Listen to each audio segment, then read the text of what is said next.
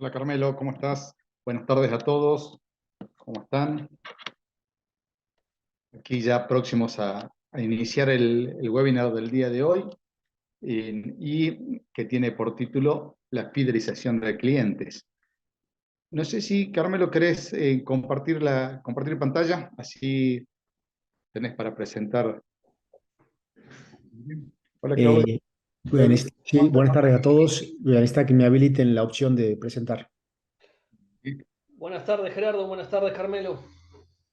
¿Cómo estás, Claudio? Ahí Claudio, eh, bueno, Bien, Cambado y de la Asociación de Almaceneros, tanto bien. hoy Todo como muy bien aquí desde Montevideo. Ya aprovecho para saludar, como siempre, a Luis Ibarra, el presidente de la Asociación de Almaceneros de Paraguay, que nos está escuchando seguro. No sé si podrá estar participando, pero de cumplimos con el deber de saludar a una jerarquía. Y bueno, no sé si ya tiene control de la presentación, Carmelo. Correcto. Bárbaro. Perfecto. Así que bueno, sin más, Carmelos, te damos paso para que inicies cuando desees. Buenísimo. Dale. Bueno, muchas gracias por esta oportunidad. La verdad que es un honor poder compartir este webinar sobre la fidelización de clientes. Un poco contarles desde qué lugar les hablo. Soy de base abogado, pero me queda poco de abogado, más de management y de comercial. Tengo, bueno, una maestría en negocio. Soy auditor líder de sistema de gestión de calidad, de sistema de gestión ambiental y de sistema de gestión de compliance y diversas especialidades, siempre desde la preocupación de acompañar el agilismo, ¿no? La agilidad de los cambios, la agilidad del comportamiento del cliente, el estudio de la conducta humana, de la sociabilidad y de qué manera conectar de alguna manera la oferta con la demanda en un proceso de co-creación, ¿sí? También soy coach y mentor ejecutivo, tanto de personas como de organizaciones, y un poco desde ese lugar voy a procurar compartirles alguna experiencia de fidelización de clientes. Por supuesto, abierto a cualquier pregunta, inquietud, mientras vamos exponiendo por ahí en el chat, y al final todas las preguntas que sean pertinentes, ¿sí? Primero partir un poco de la idea de fidelizar, que tiene que ver con, digamos, de alguna manera, generar relaciones a largo plazo, ¿no? Generar vínculos con intereses comunes en el tiempo, sabiendo justamente que estamos viviendo una época que se denomina siglo líquido, donde las personas son un poco más cambiantes, donde la oferta es más masiva, donde la fluidez digital y la posibilidad de conectar puntos muy distantes es más posible, más factible que en otras épocas. Entonces, valores que antes eran tangibles, como la confianza, el postventa, el asesoramiento, no son tan exclusivos, ¿no? Entonces, tenemos que empezar a abrir un poco la cabeza a la hora de pensar en fidelizar, que fidelizar no es una exclusividad, ¿no? Como se pensaba antes, que fidelizar justamente era tener un poco cautivo el cliente, un poco mi cliente, y es de alguna manera saber convivir y compartir a veces el cliente, pero reteniendo la relación para volver a enamorarlo, para volver a seducirlo.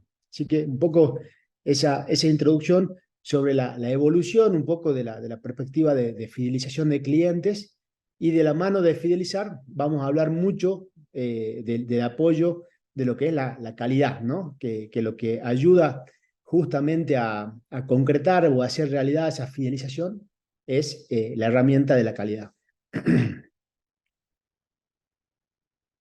Bien, bueno, en primera medida, asegurarnos bien la conexión, el tema del el sonido y el audio para poder disfrutar de la presentación y las pautas que establecimos al principio.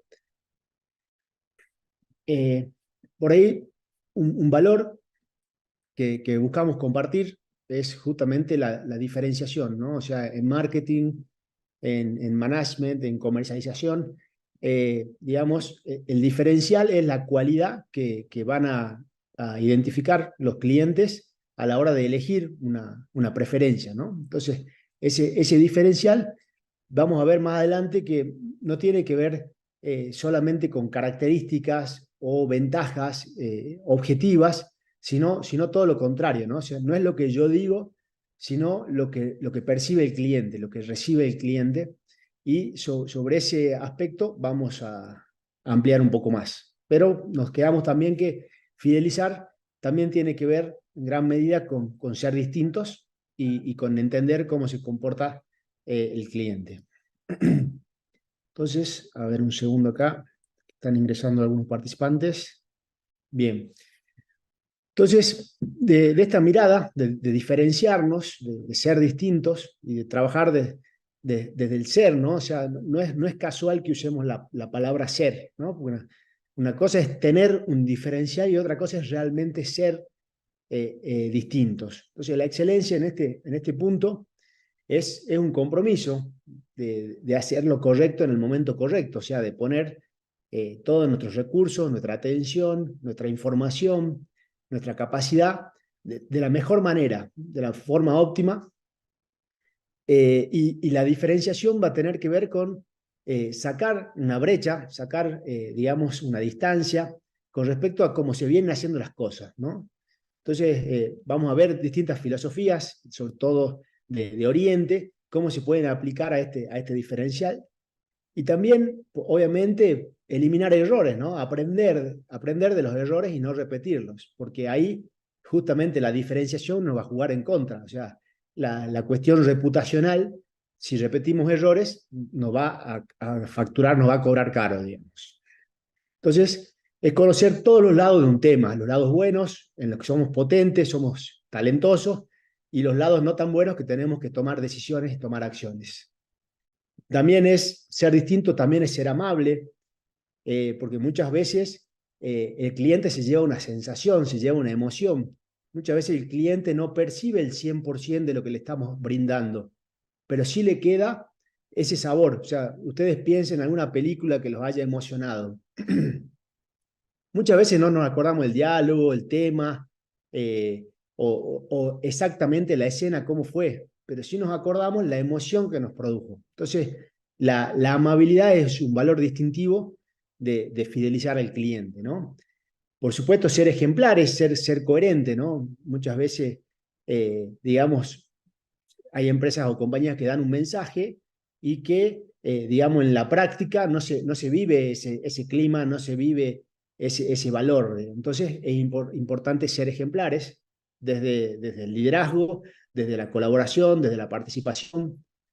Trabajar por amor al trabajo, o sea, conectar el interés general de la compañía, maximizar recursos, sustentabilidad, superarse, con los intereses particulares, poder desplegar talento, poder tener carrera, poder capacitarme, poder superarme.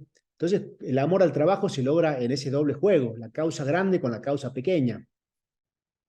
Anticiparnos a las solicitudes, esto de indagar y explorar permanentemente, escuchar al cliente, estar atentos al comportamiento, a lo que dice y a lo que no dice, ¿no? También desarrollar recursos, por supuesto, generar todo ese clima de la experiencia, desde el saludo, desde la forma del abordaje. Entonces, desarrollar recursos que marquen ese valor diferencial. También reconocer cuando nos equivocamos, o sea, ser muy ágiles, ser muy rápido. Esto ya lo decía Dale Carnegie hace muchos años. Digamos esto que mientras más rápido reconocemos un error, más rápido damos vuelta a la página y podemos seguir construyendo la relación. Actuar desde la razón más que desde la norma, ¿sí? A veces cuando dicen la política es así, el protocolo, el procedimiento es así, y el cliente siente que está hablando con una máquina, ¿no? Más allá de que obviamente las reglas, los procedimientos dan objetividad, muchas veces el sentido común y el criterio son más valiosos que tener un conjunto de cientos de normas que regulen la relación. Y conformarse con nada menos que lo mejor de nosotros. O sea, lo mejor es un concepto indeterminado que no es una llegada, ¿no? Siempre lo mejor es algo que se renueva, que se reinventa, que se revisa, que se reinterpreta. Entonces, lo mejor de nosotros es dar un poquito más, ¿no? Es siempre, y tratar de que eso sea algo objetivo, tratar de que eso sea algo medible, tratar de que eso sea algo comparable. Entonces, de alguna manera, todas estas ideas fuerza, digamos, estos ejes, estas afirmaciones, son parte de realmente ser distinto. Entonces, para empezar una relación de fidelización, o para cultivar, mejor dicho, porque puede ser que ya la tengamos, para cultivar una relación de fidelización, la base va a ser distintos. Entonces, ¿en qué ámbito se da la fidelización del cliente, ¿no? O sea, ¿en qué ámbito se construye esa relación? Se da en el ámbito de la atención, ¿no? Se da en el ámbito del contacto. Y ese contacto, esa atención, tiene sus fases que están sobradamente estudiadas, ¿no? Una fase es la presentación, cómo causamos esa primera sensación, ¿no? Ese primer impacto, esa primera apertura. Por supuesto, la atención propiamente dicha, a partir de la escucha, a partir de identificar qué es lo que quiere el cliente, la comprensión de sus necesidades, expectativas, satisfactores, la solución, la respuesta concreta a lo que podemos conectar entre lo que necesita y lo que tenemos, y la despedida o el cierre, el cual es muy importante para justamente construir la fidelización. O sea, que la despedida no sea una entrega, un despacho, un cierre, sino sea un continuará, ¿no? O sea, continuará porque tenemos mucho más servicios para ofrecerle, para darle y para crecer juntos. Entonces, cada una de estas fases lleva habilidades específicas y destrezas comunicacionales que debemos desarrollar. Destrezas que se apoyan en la PNL, se apoyan en el coaching, se apoyan en habilidades psicológicas y sociológicas. Entonces, son destrezas que no son matemáticas, no son exactas. Y algunas personas las tienen como más disponibles, más innatas, o las aprenden más rápido, y otras es un proceso. Entonces, cada una de estas fases, más allá de conocerlas técnicamente, desde el saber, las tenemos que saber desde el saber hacer, ¿no? Las tenemos que poder poner en valor en la práctica, en la cancha, como decimos acá en Argentina. Entonces, decimos que estos conceptos requieren permanente entrenamiento, permanente desarrollo, y los resultados obviamente van a hablar por nosotros, pero los esfuerzos los vamos a ver en prepararnos como si fuera que estamos jugando la final del campeonato, como si fuera que nos estamos preparando para el objetivo, la meta gol de fin de año, ¿no? Entonces, la única forma de lograr la fidelización hoy por hoy es con una celosa preparación y con ampliar cada una de estas fases, o sea, abrirlas y recorrerlas. En cuanto a la presentación, se trata de generar en el cliente primeros momentos de contacto, o sea, una predisposición a comprender, a estar del lado del cliente en punto a solucionar su inquietud, su necesidad, desde la forma en que lo abordamos, desde el buen día, desde el nombre es la palabra que la persona, digamos, más le gusta escuchar, digamos, o sea, es una de las cosas que le hace sentir un trato personalizado. Y también saber que habla con una persona real, nuestro nombre, también es un valor agregado de decir, tengo a quien reclamar, tengo a quien pedir, tengo a quien consultar. Entonces, mantener una postura distendida y una actitud coherente en lo verbal, en lo gestual, es muy importante a la hora de la presentación, o sea, generar ese lazo de confianza. Mirar, obviamente todo esto lleva comunicación verbal y no verbal, ¿no? O sea, sostener la mirada, hablar pausado, realmente empatizar y estar atento a lo que dice el cliente y no solamente responder con el protocolo de venta. Entonces, es muy importante que en esa presentación ya se vaya anidando un poco este vínculo de confianza y hacer sentir al cliente que nos importa tener vínculos a largo plazo. Entonces las claves: hacer preguntas abiertas, dar entrada al cliente para que explique un poco, nos dé pauta de sus intereses, de sus inquietudes, en qué situación está, qué tiempos necesita, qué calidades, o sea, todo lo más detallado posible.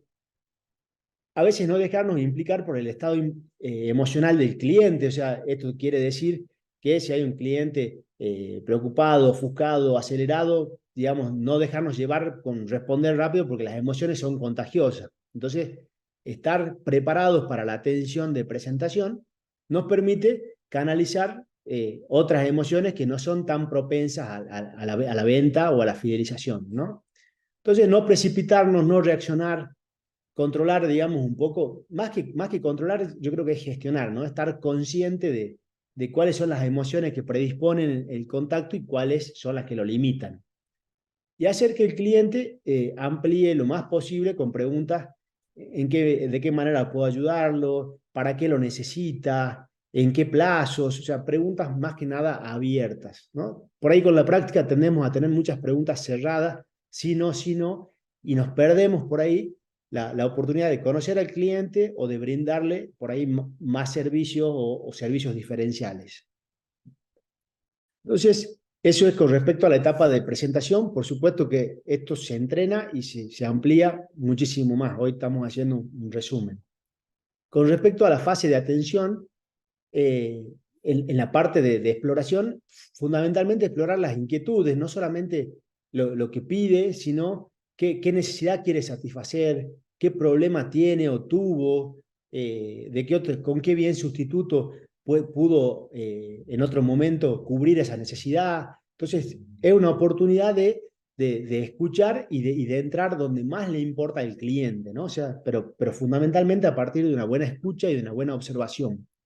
Entonces, esta escucha activa, hay 13 tipos de escucha, por lo menos estudiadas, y la escucha que aplicaríamos acá sería la escucha activa, sin interrumpir y, digamos, ni evaluar, ni prejuzgar, ni anticiparnos a lo que va diciendo el cliente, sino la mayor atención, una escucha atenta y activa para sacar los puntos más interesantes de sus inquietudes y necesidades.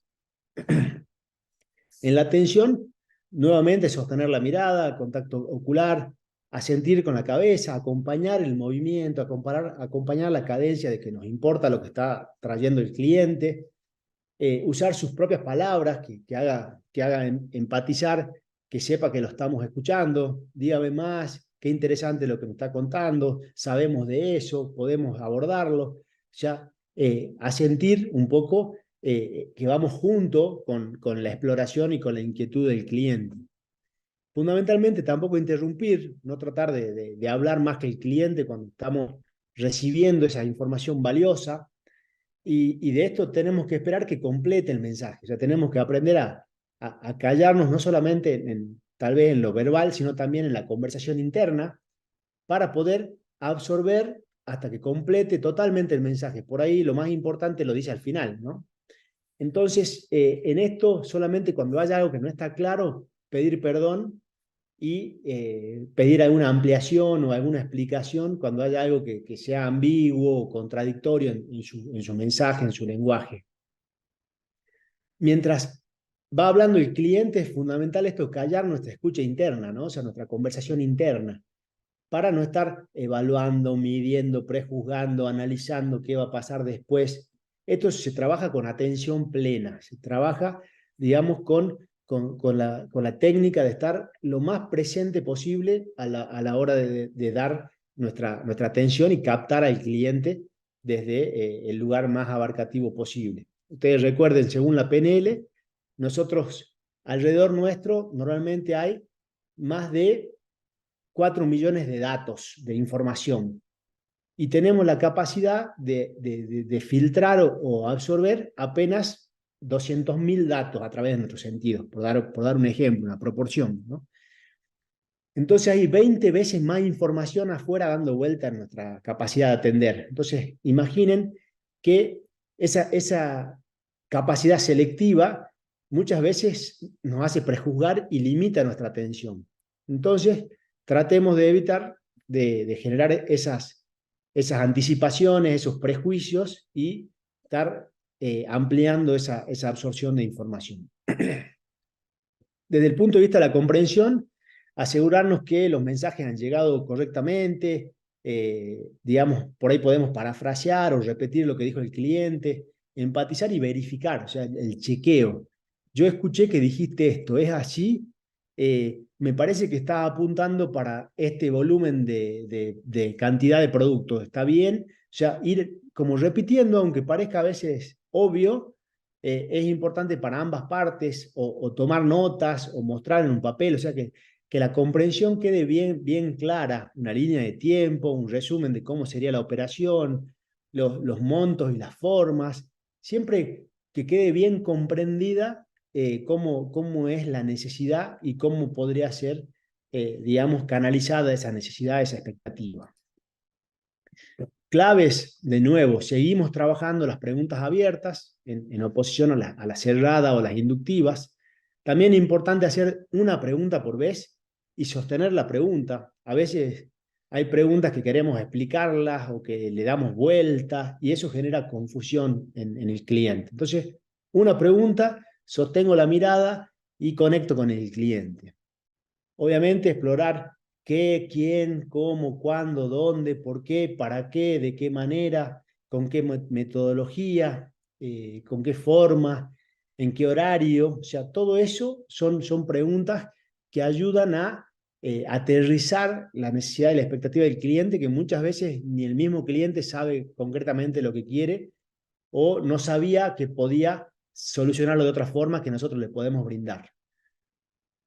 Verificar, sí, para cerrar, llegamos a un sí, no. O sea, ¿está bien, sí o no? ¿Estamos de acuerdo, sí o no?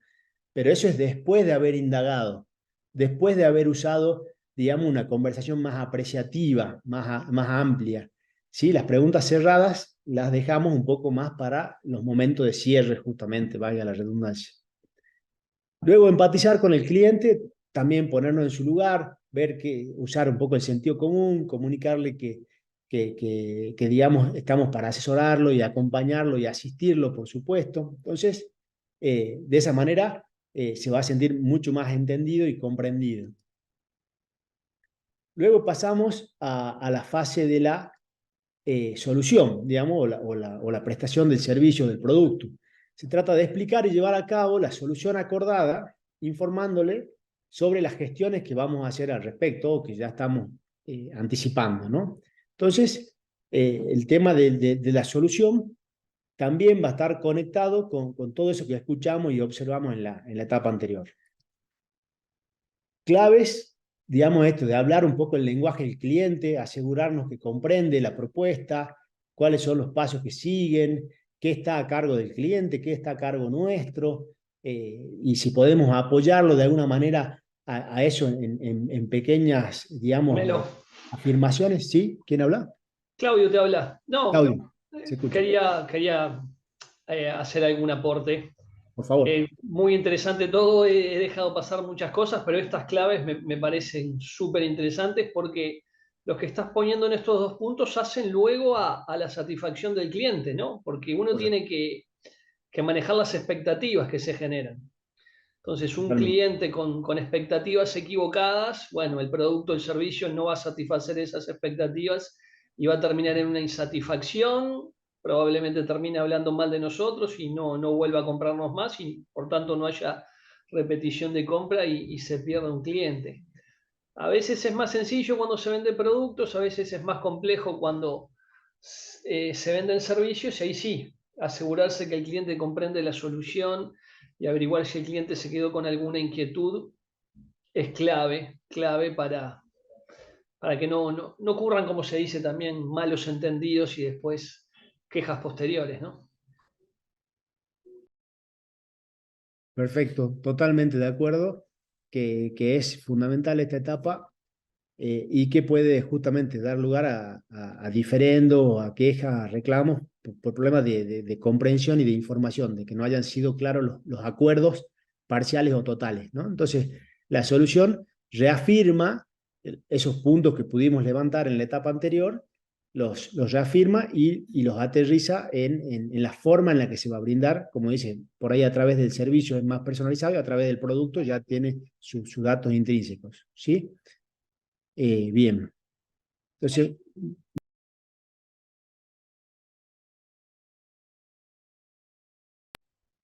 bien, entonces, a ver, ahí está.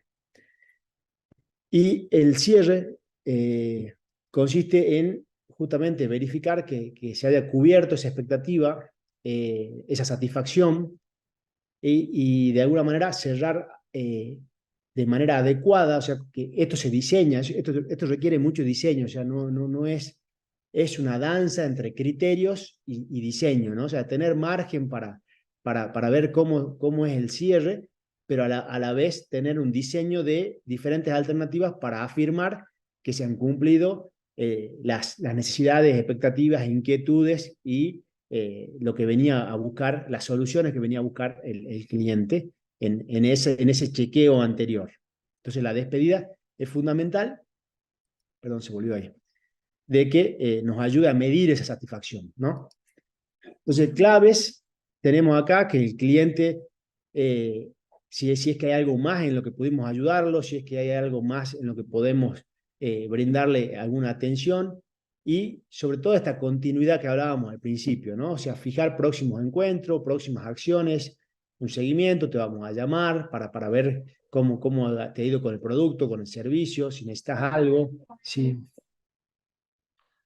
Sí, no, si podés ir ahí, para esa, me parece súper importante esas claves porque la responsabilidad nuestra desde un punto de vista comercial no termina cuando vendemos. Tenemos que involucrarnos, tenemos que preocuparnos, es nuestra responsabilidad saber qué pasó.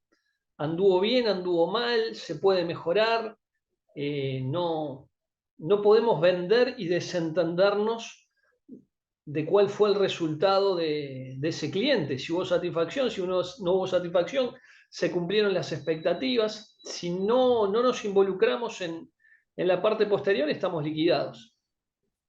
Totalmente. Entonces, de eso hablamos a la hora de fidelizar relaciones a largo plazo, ¿no? No, fidelizar tiene que ver con, no se terminó con la venta, con el objetivo, con lo puntualmente que sirvió a este logro o a esta medición, sino que realmente la clave de la despedida es este continuará, o sea, de qué manera seguimos vinculados a partir de información, a partir de chequeo de cómo va el servicio, a partir de chequeo de cómo fue la atención y de cómo podemos mejorar, ¿no? Entonces siempre tiene que ver con cordialidad verbal y gestual, con escuchar al cliente y con sonreír y recalcar que estamos a su entera disposición para lo que va a venir en el futuro y lo que queremos construir.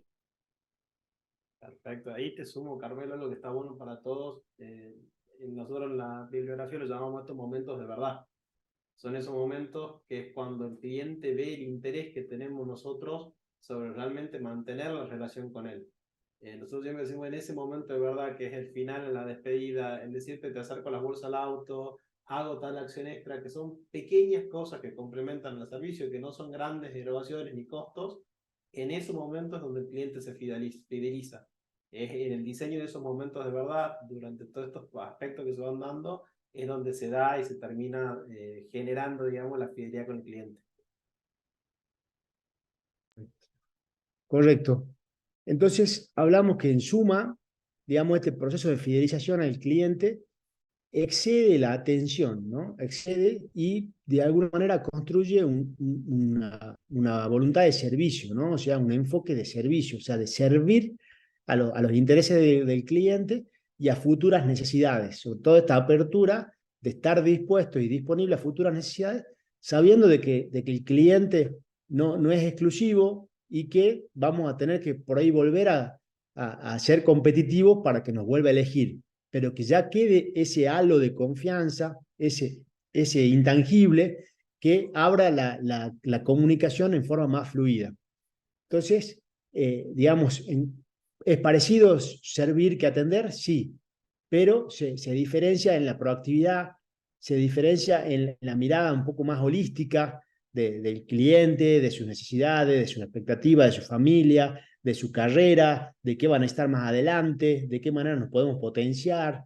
Entonces, es una mirada mucho más holística, resuelve problemas, digamos, actuales y futuros, tal vez, y, digamos, de alguna manera presente en todo el proceso de venta, ¿no? En todo el proceso de venta, a diferencia de la atención que es más pasiva, reactiva, se especifica en lo técnico, en las características puntuales del producto o servicio, y, digamos, se limita a estar presente en concretar la venta y el primer paso de postventa y se acabó. Y ya es como que vuelvo a empezar.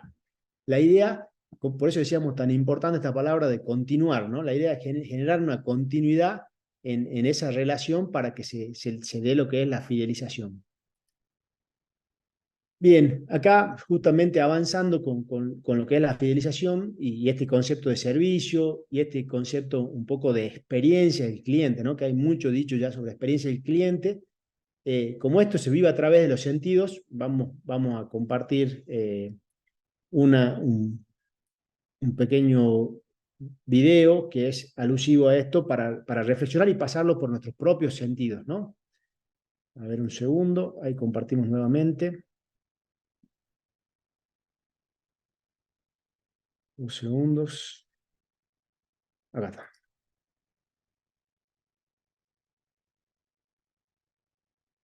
A ver, tengo que habilitar el compartir con audio. Ahí va.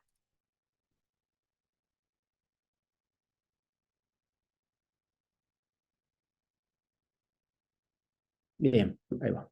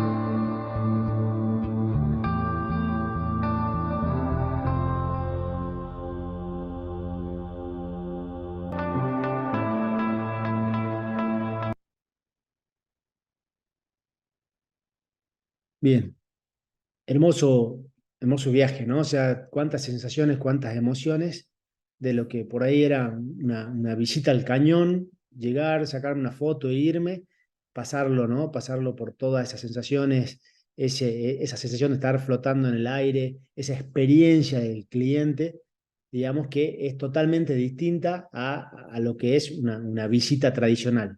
Entonces, salvando las distancias, salvando los presupuestos que podamos tener para rediseñar un servicio, un producto, es fundamental justamente generar esto. No es lo mismo hacer un piso, digamos, que sea ciego, que no se pueda ver para abajo, a un piso que genere absorber, estar inmerso en el paisaje, ser protagonista del paisaje.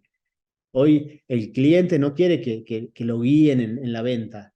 El cliente quiere ser el que lidere el proceso de venta, el que de alguna manera elige por su autogestión, compara por su propio sentido. Entonces tenemos que generar esa experiencia en el cliente, esa vivencia, para que nos prefiera y nos fidelice con respecto a por ahí otros competidores que pueden tener un muy buen producto o servicio, pero no conectan con el cliente. Entonces, muchas veces no es solamente, digamos, el precio o las características de calidad, sino que hoy ya se entiende, y vamos a ver con el modelo que hablamos hoy, ya se entiende como que la venta involucra mucho más que precio, producto, calidad, servicio, ¿no? Involucra bastante más que eso. Bien, vamos a continuar, que tenemos mucho material y el tiempo nos apremia un poco. Entonces, analizamos la experiencia del cliente y vamos a ver que del producto o servicio, hoy en día el foco de la venta está puesto en el foco de lo que quiere el cliente, de la razón de ser de todo el proceso de venta, va a tener que ver con generar una experiencia que cubra satisfactores, ¿no? O sea, Coca-Cola no es una bebida negra endulzada, ¿no? O sea, Coca-Cola es sinónimo de felicidad, de familia, de reunión, o sea, de otros satisfactores, de otros valores que se construyeron a partir de, digamos, el desarrollo comercial, ¿no? Entonces, hoy esa experiencia tiene que ver con el ser, ¿no? Tiene que ver con que lo que hago tiene sentido y hoy más que nada con la cantidad de información que hay en torno a la sustentabilidad, en torno al desarrollo humano, en torno a diferentes ejes que antes eran para pocos, hoy se cultiva esa experiencia a nivel del ser, en segundo orden del tener, del hacer, del estar, del pertenecer, del sentir, del vivir. Todo eso es parte de lo que satisface un producto o servicio, ¿no? Y es más un valor subjetivo e intangible que algo concreto. Como decimos, si tuviéramos que taparnos los ojos y describir, digamos, un producto sin ver lo que transmite, nos pasaría lo que dijimos recién, o sea, no justamente con los ojos tapados, pero si comparamos una bebida negra, endulzada, que tiene burbuja, no nos transmitiría todo lo otro que se construyó a partir del desarrollo del producto como satisfactor. No, Carmelo, para complementar lo que estás diciendo, Sí, si uno analiza las publicidades de Coca-Cola, nunca habla del producto. Obviamente, es Coca-Cola y lo puede hacer. totalmente. Pero de toda la vida, y yo ya estoy cerca de 50 años, nunca se detiene a hablar de las bondades del producto. Siempre es la experiencia de consumo que la asocia con compartir, con amigos, con familia, con diversión, con comidas. Bueno, no De es hecho, con sencillo todos los, lograr eso, pero es un objetivo que toda marca, toda empresa debería tener, ¿no? claro, son objetivos a largo plazo, no son cosas que se concretan en 2 semanas, ¿no? Entonces, pero es buenísimo lo que acabas de mencionar para que pongamos el foco donde tiene que ser, ¿no? En este tender a construir nuestra visión, independientemente de que no sabemos en qué plazo se va a terminar de digerir, en qué plazo va a terminar de conectar con el cliente, ¿no? Entonces, esa visión tiene que ser firme y determinada en todo el proceso de desarrollo comercial. Entonces, Coca-Cola no saben, como bien dice, no habla de su producto live o de su producto con esta característica técnica o este edulcorante especial, no habla de eso, habla de la experiencia todo el tiempo y es válido. Entonces, los componentes que hacen la diferencia, dijimos, la experiencia la empezamos a vivir antes de tener el producto, antes de tener el servicio, ya empezamos a sentirnos parte, ¿no? Con esta marca de cafetería que también que es mucho más que un café. Entonces, el tiempo hace mejor la experiencia, no lo que compramos, sino el valor emocional que nos da estar dentro de este mundo, o sea, pertenecer a este estado, ¿no? O sea, decir, consumo este producto, este servicio y tengo un estado, o sea, como decían en esa película, Comer, Rezar, Amar, es el momento Miller, es el momento de celebración, ¿no? Entonces, fíjense cómo se va asociando, digamos, un producto a un estado emocional, a un estado familiar, a un estado de compartir. Entonces, las experiencias son sociales, eminentemente sociales. Somos seres sociales, somos seres emocionales también. Entonces, romper un poco el paradigma de que somos racionales, que 2 más 2 es 4, que si yo vendo un poco más barato, seguro que voy a vender más, eso ya no funciona. Entonces, necesitamos generar la mayor interacción posible con los demás, tanto, digamos, dentro de las compañías como con relación al cliente, por supuesto, y a los potenciales clientes, que es donde está el mayor ganar, ¿no? En el expandirnos. Entonces, las experiencias nos definen como personas. Entonces, hay experiencias estáticas, digamos, que tienen que ver con ver, sacar una foto. Hay experiencias humanas que se transmiten, que se relacionan. Y hoy, digamos, más que nunca, hay experiencias que son digitales, ¿no? Que son digitales. Estar en un canal, participar, estar en un concurso. O sea, entonces, son diferentes vivencias que la podemos tener a cualquier hora, en cualquier lugar. Y eso puede generar, digamos, alguna interacción comercial de pasarela a un proceso de venta, o sea, las experiencias digitales. Entonces tenemos que estar preparados para esos 3 mundos, ¿no? Para las experiencias estáticas, en las que, digamos, el cliente tiene como más protagonismo, las experiencias humanas, en las que generamos interacción, Y las experiencias digitales que pareciera que pasan solas, ¿no? Pero alguien las programa, pero alguien las desarrolla y da para todo otro webinar, digamos. Entonces, el componente que hace la diferencia, fundamentalmente estar preparados, o sea, tener la competencia necesaria para desarrollar esa experiencia, tener la buena intención, o sea, estar centrado en que esto le va a servir de valor, le va a agregar valor al cliente, y proactivamente ir más allá de lo que me pidan, ¿no? O sea, sobre todo a nivel de equipo de trabajo para dar un buen servicio, un buen producto, ir siempre más allá. Digamos, este no es un juego que se gana solo cumpliendo los objetivos, sino siendo proactivos, viendo dónde más hay una brecha que cubrir o que explorar. Entonces, vamos a ver rápidamente los insatisfactores, ¿no? O sea, cuando hay factores insatisfechos, estos provocan un alto grado de insatisfacción en el cliente y generan poca o ninguna satisfacción cuando existen, cuando se cubren, ¿no? Entonces, una variación arranca de una peor condición cuando existe la insatisfacción, cuando se parte de una insatisfacción, a una mejor condición cuando hay ausencia de satisfacción. Entonces, acá, digamos, no habría mayor transformación. Sin embargo, cuando estos factores satisfacientes, que son motivacionales, que son movilizadores, provocan una alta satisfacción cuando existen, pero producen baja o no generan insatisfacción cuando no existen, hay una variación diferencial, ¿no? Entonces, cuando no existe la peor condición y sí existe la mejor condición, ahí logramos, digamos, el resultado que queremos lograr, que es la satisfacción plena, si se quiere, del cliente o acabada, ¿no? Adecuada a lo que estamos diseñando. Entonces, para llegar a este modelo, para llegar a desplazarnos de esta manera, de alguna manera nos guiamos del modelo Kano, ¿no? Esta herramienta, que ya tiene sus años, desarrollada en 1984 por el doctor Noriaki Kano, habla de una calidad atractiva y obligatoria, ¿no? Habla de que la calidad no es solamente un conjunto o un grado de características, ¿no? Entonces, agrupa las necesidades de los clientes en tres niveles característicos, de acuerdo con su comportamiento, y en función de eso, trabajar en qué acciones mejorar. Acá vamos a compartir el último video muy breve respecto del doctor Kano.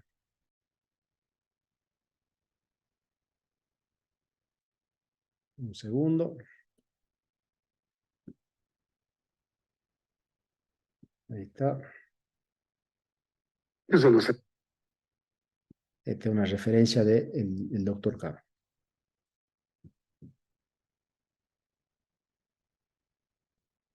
Ahí va.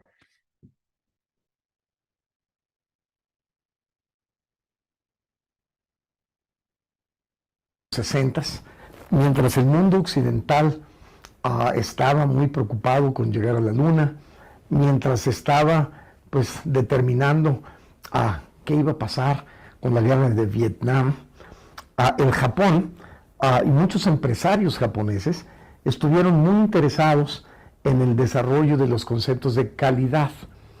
Vale la pena entonces visualizar cuál fue la síntesis que hizo Noriaki Kano, japonés, a mediados de los años 80 sobre los conceptos desarrollados en los anteriores 20 años sobre calidad.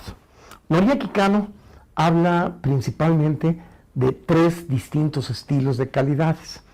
La calidad funcional, que sería la calidad elemental de un producto o de un servicio, se refiere fundamentalmente a la manera como los distintos funciones son llevados a cabo por un producto, por un servicio. Esto es muy importante de entender, que Noriaki Kano considera que la calidad funcional no contribuye realmente a poner al cliente feliz, sino más bien es el mínimo aceptable que un cliente desea ver en un producto o en un servicio. Esto es un punto muy importante porque entonces la calidad funcional se convierte en un atributo básico de un servicio o de un producto. la calidad funcional es lo que Karl Popper le llama la falsación. Es decir, es algo que si se tiene, realmente no contribuye a la satisfacción, no contribuye a un aplauso, no contribuye a que la gente llame al chef o llame al gerente para decir, ¡qué maravilla que la funcionalidad del producto estuvo asegurada! No, más bien, si se tiene, evita que haya molestia. Pero si falta, es una absoluta y total desgracia. ¿Sí? Hay muchas cosas que Popper llamaba falsaciones. Por ejemplo, la salud es uno de estos elementos que si se tiene, aparentemente no resuelve los problemas de trascendencia de la vida del hombre. Pero si se hace falta, es una verdadera desgracia. Entonces, Noriaki Kano comentaba que la calidad funcional es el mínimo aceptable que se requiere para entregar un producto. Y por lo tanto, la calidad funcional no contribuye a la generación de valor, sino más bien contribuye a la no generación de valores en contra del producto. Falsación de Popper. El segundo aspecto que Noriaki Kano maneja es la calidad percibida. Noriaki Kano, en su modelo de calidad, hace mucho énfasis en que la realidad es una realidad normalmente que depende del sujeto y sus esquemas de apreciación del entorno. En otras palabras, la realidad es subjetiva, depende del sujeto. La realidad subjetiva coloca entonces que el cliente, el usuario de un producto o de un servicio, solamente hay ciertas cosas que decide percibir. Y hay, por ejemplo, elementos que no se da cuenta de que existen, y hay otros elementos que él pondera de manera muy importante. Y por lo tanto, la calidad percibida es muy importante, puesto que exige que la empresa, la organización, detecte cuáles son estos elementos que la persona le está dando mucha importancia, porque son esos elementos los que van a tener que asegurarse en la entrega de un producto o de un servicio. La calidad percibida, entonces, exige que la persona que entrega el producto o que entrega el servicio, el último eslabón en la cadena de distribución, sea una persona que tenga suficiente criterio, que esté facultada, que esté empoderada para poder detectar cuáles son estos elementos que hacen importante a un producto para un cliente dado. Es decir, no se puede manejar un proceso estandarizado, puesto que depende del cliente y depende de la circunstancia. Por ejemplo, un mesero ausente en un restaurante, pues pudiera ser muy molesto, porque no está allí cuando el cliente necesita algún servicio. Pero un mesero demasiado cercano al cliente, que esté ahí viendo cómo está uno tratando de comer, resulta quizás hasta más molesto. Más de uno le podría decir al mesero, oye, ¿qué no tienes alguna otra cosa que hacer? Y por lo tanto, esto indica que hay una ventana de satisfacción muy importante que requiere de criterio, que requiere de detectar, y por lo tanto, las empresas, las organizaciones, tienen que capacitar, tienen que hacer capaz a sus empleados, más que hacerlos diestros en un esquema de manejar un proceso. Por lo tanto, la educación tendría más que ser una transferencia de criterio, sería empoderar a la persona para que detecte los elementos de percepción, los use y genere entonces la calidad percibida adecuada. Dos calidades importantes: la calidad funcional, que determina lo que un objeto es y hace, y la calidad percibida, que alinea al entorno y al proceso de entrega, a la cultura y estado de ánimo del cliente en particular. El tercer elemento importante de la calidad planteado por el modelo de Noriaki Kano es la calidad residual. La calidad residual tiene que ver con el concepto de bondad o maldad de un producto que queda en la memoria de la persona. En otras palabras, la calidad residual es la percepción recordada por un determinado cliente. Vale la pena recordar lo que dijo en los años 50 Walt Disney a sus empleados. Los mandó llamar y les dijo que quede muy claro que Disney no es una empresa que venda películas, no es una empresa que venda juguetes, no es una empresa que maneje un parque de diversiones. Disney es un lugar que genera momentos mágicos imborrables para la mente de las familias y personas que nos visitan.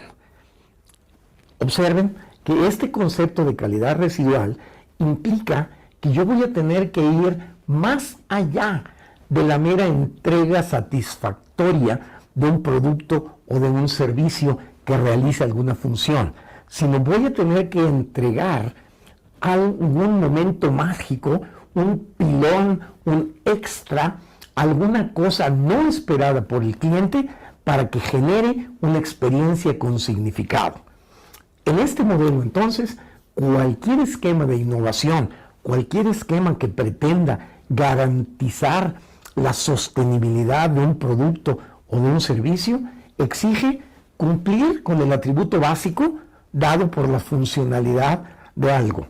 Exige el alinear el entorno y el proceso de entrega a la cultura y estado de ánimo en el momento del cliente, lo cual exige una educación basada en desarrollar la capacidad del empleado. Y el tercero es generar estos momentos mágicos que introyecten satisfacción y significado en el cliente para que pueda perdurar y tener una relación recurrente.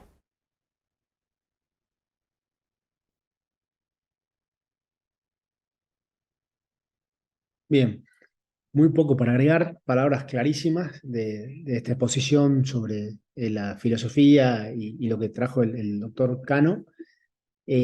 Adaptación, esto de que excedemos la necesidad expectativa del cliente y We've always a ver, defined ourselves que se quedó muy posible. by the ability to overcome the impossible. Ahí está.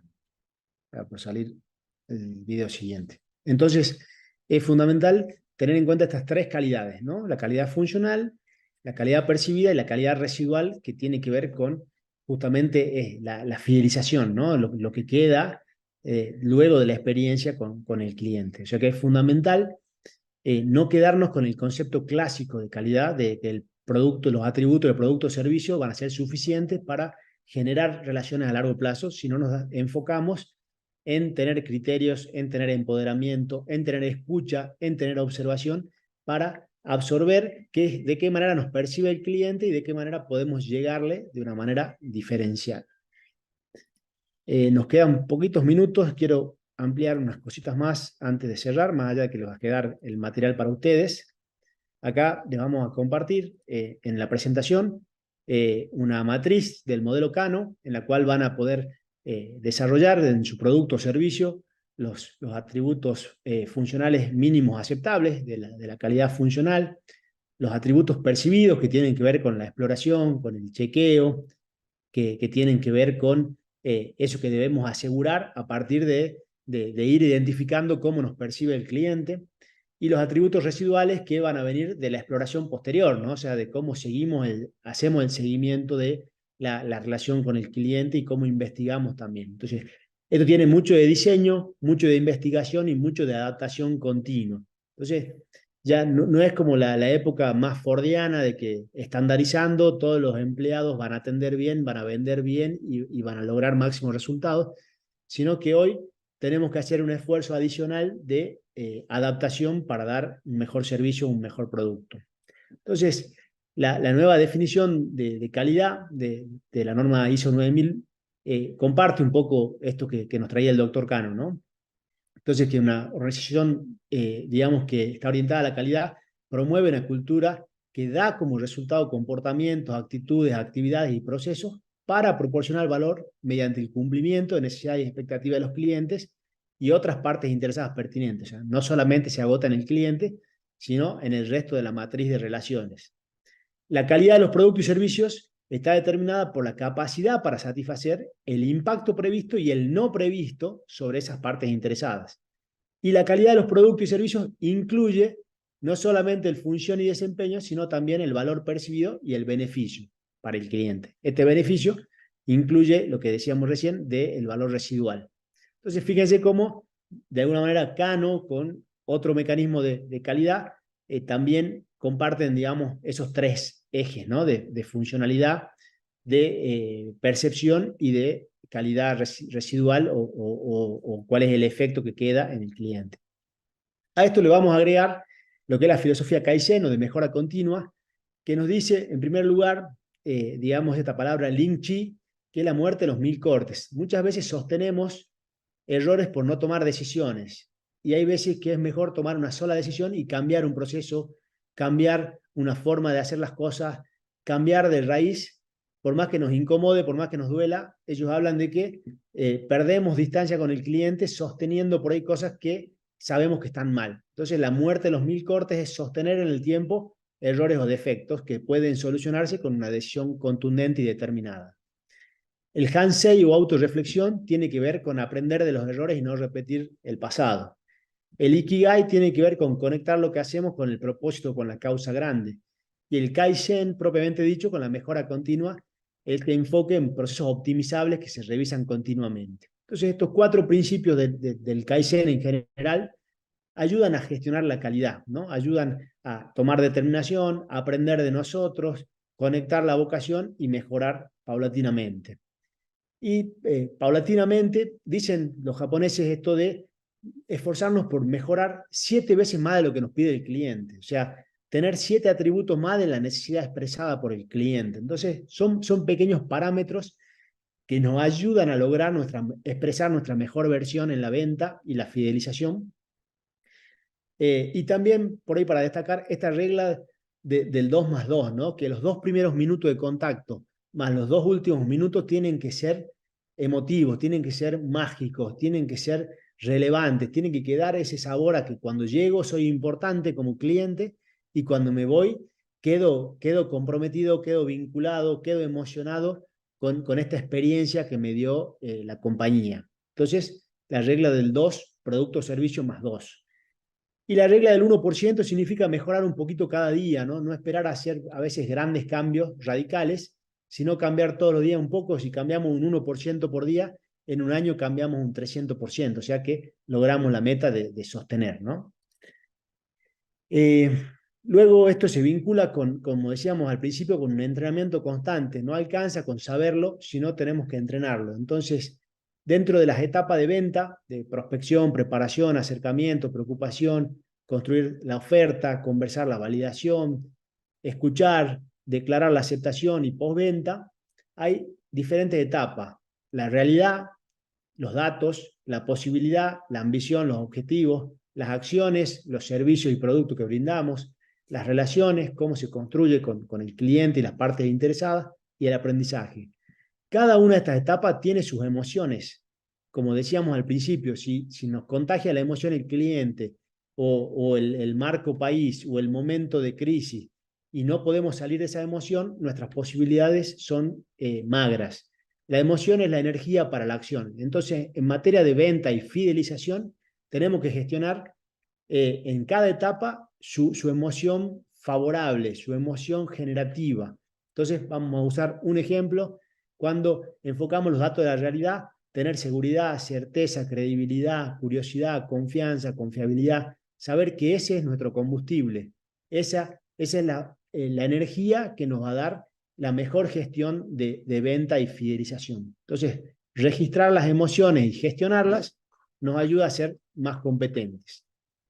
Así que ese era un poco lo que queríamos compartir hoy, un poco con mucho ritmo, con mucha agilidad. Muy bien. Pero Sí. quedamos abiertos a preguntas. Veamos si aparece alguna pregunta por audio, por chat. Muy bueno el video, le pasa que es para ver varias veces, ¿no? No es para ver una vez porque es una cosa interesante detrás de otra. Acá Francisco levanta la mano. Sí, Francisco. Yo tengo algunas preguntitas, pero justo estaba bueno, no importa. Le hago la pregunta. Hay una frase que he escuchado hace muchos años y me gustaría saber a ver qué piensa Carmelo en cuanto a eso. ¿Qué es la pregunta? Esa frase que dice, el cliente siempre tiene la razón. A ver, qué me puedes comentar? Bien, tendríamos que ampliar por ahí la percepción de que la razón, cuando estamos hablando de co-construcción de la oferta, la razón no es verdad o mentira, sino tiene la razón de que orienta de alguna manera de qué manera percibe nuestro servicio, nuestro producto, nuestra calidad. Entonces, tiene la razón es que es quien mide la calidad percibida, es el cliente. Entonces, tiene la razón, va más allá de la verdad o la mentira, sino que me da la pauta de hacia dónde alinear mi visión y conectar mis satisfactores, lo que yo tengo para darle de experiencia al cliente. Entonces, eso de que el cliente tiene la razón, yo creo que es como una linterna que hace foco a dónde tenemos que mirar. Eso más que nada, y no entrar en que es verdad, mentira, razón o no razón, sino porque eso sería discutir con el cliente cosas que tenemos que evitar sobremanera. Sí, por eso hay que nivelar las expectativas, como decía más temprano.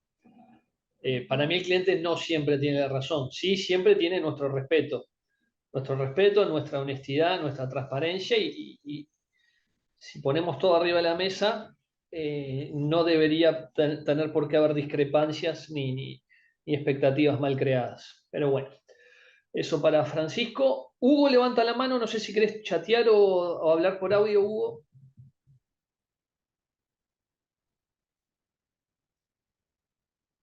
Lo que te decía Carmelo, el video es excelente, yo lo voy a volver a ver, lo voy a tener que volver a ver por lo menos un par de veces porque hay mucho jugo para sacar y capaz que en directo se pierde un poco. Francisco levantó la mano nuevamente.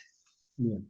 Sí, otra cuestión que estaba reflexionando ahora mientras él hablaba, en cuanto a la etapa esta de empatizar con el cliente, ponernos en su lugar y bueno, y todas esas cuestiones. Una vez escuché en otra charla, en un debate que había, de que decían de que en realidad era buenísimo, pero que no deberíamos ser 100% sinceros cuando empatizamos con el cliente. No sé si alguna vez lo escuchaste o qué opinás de esta frase.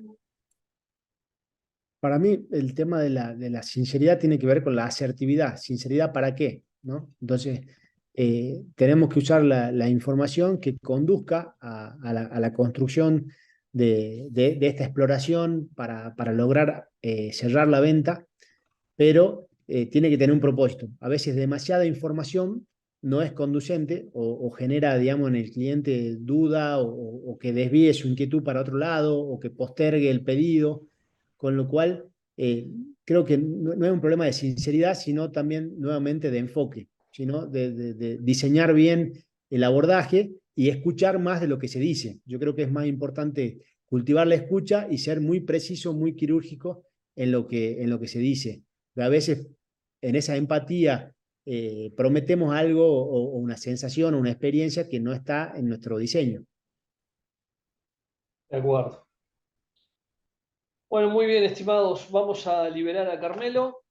Las gracias a todos por habernos acompañado una vez más. O sea, te liberamos, Carmelo, te agradecemos también por haber compartido con nosotros por primera vez. Ojalá que se repita. Y bueno, nos vemos en una semana. Con mucho gusto. Que tengan buena semana. Gracias.